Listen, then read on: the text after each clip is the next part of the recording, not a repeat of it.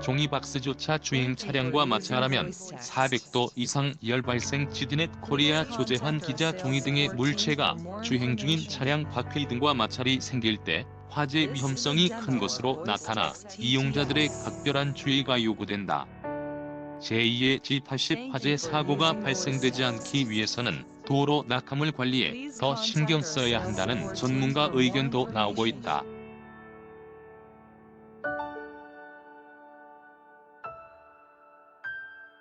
4일 오후 4시 50분께 창원 남해고속도로 진주 방향 창원 2터널 부근에서 발생된 3세대 제네시스 G80 화재 원인은 엔진이 아닌 외부 충격 요인에 따른 결론에 무게가 실린다.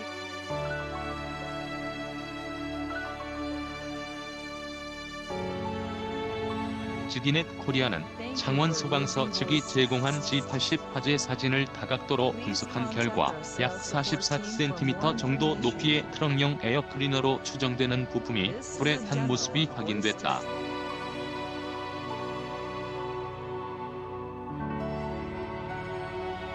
해당 부품은 화재 진압 후 별도 장소에서도 촬영돼 지디넷 코리아 등 국내 미디어에 배포된 바 있다.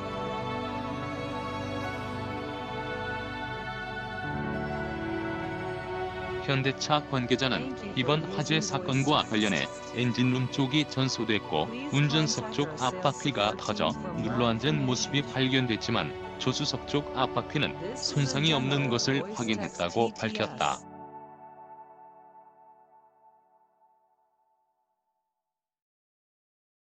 현대차는 현재 G80 화재 사고를 담은 CCTV 분석 결과를 기다리고 있다. G80 차주가 내장형 블랙박스인 빌트인 겸의 상시 녹화 기능을 작동시키지 않아 사고 당시의 현장 모습이 녹화되지 않았기 때문이다.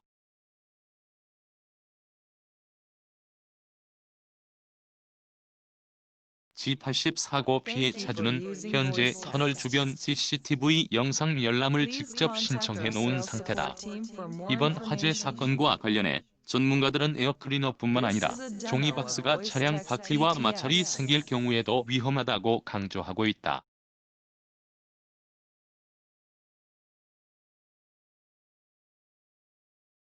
익명을 요구한 자동차 화재 전문가는 8일 지디넷 코리아와의 통화에서 자동차 주행 도중 종이박스와 쇠 등 다양한 물질이 서로 마찰이 되면 쉽게 마찰열이 400도 이상 가열될 수 있다며 운전자의 주의도 필요하지만 낙하물이 고속도로나 간선도로에 장시간 방치되지 않도록 조치할 필요가 크다고 설명했다.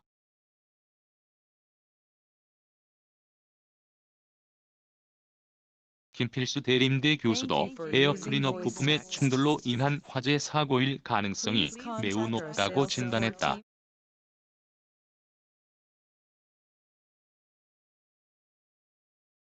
김필수 교수는 에어클리너 부품의 원형 끝면과 부직포를 감싸는 성분이 철제로 돼 있기 때문에 도로 바닥에 쓸리면 굉장히 위험하다면서 특히 차량 하부 언더커버의 경우 외부 충격으로 인한 화재를 보호해주는 역할도 하지 못할 뿐더러 에어클리너 제품뿐만 아니라 다른 제품이 들어가도 상당한 위험을 초래할 수 있다고 지적했다.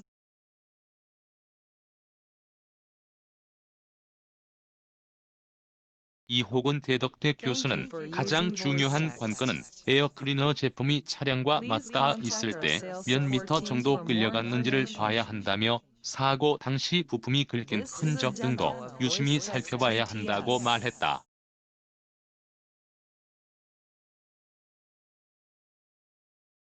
그는 또 제네시스의 차체 자체가 외부 충격으로 인한 소음을 제대로 느끼기 어려울 수 있다고도 덧붙였다.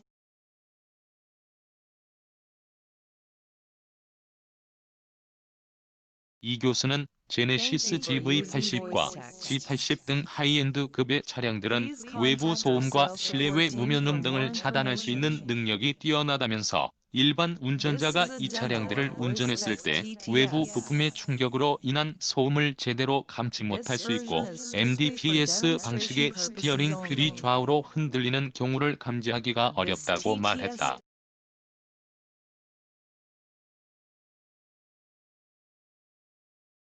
전방 차량 흐름을 주시하고 도로 상황을 예측해야 낙하물 등 돌발 상황을 대처할 수 있는 훌륭한 대처 능력이라는 것이 그의 설명이다.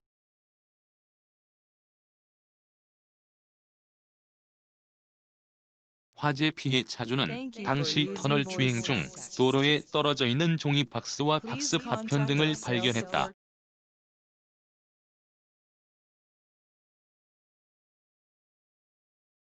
박스를 발견한 차주는 바로 차선 변경을 시도했지만 당시 주변 차선에 차량 통행이 많아 쉽지 않았다.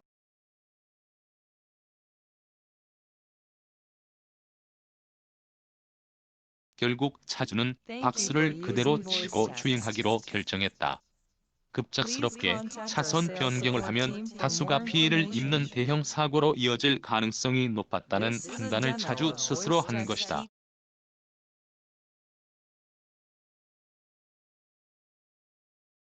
박스를 친 후 차주는 차량 내부 클러스터에 공기압 경보 장치 저압 경보 등이 작동되는 것을 확인했다.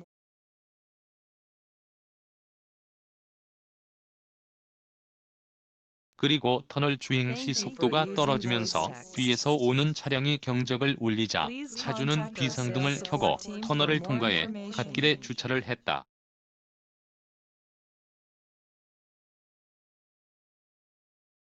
차주는 이때 갓길에 있던 다른 차량에서 차량 소화기로 초기 진압을 하고 소방차를 호출했다. 운전자가 현명하게 판단해 더 크게 발생할 수 있는 사고 가능성을 스스로 줄인 셈이다.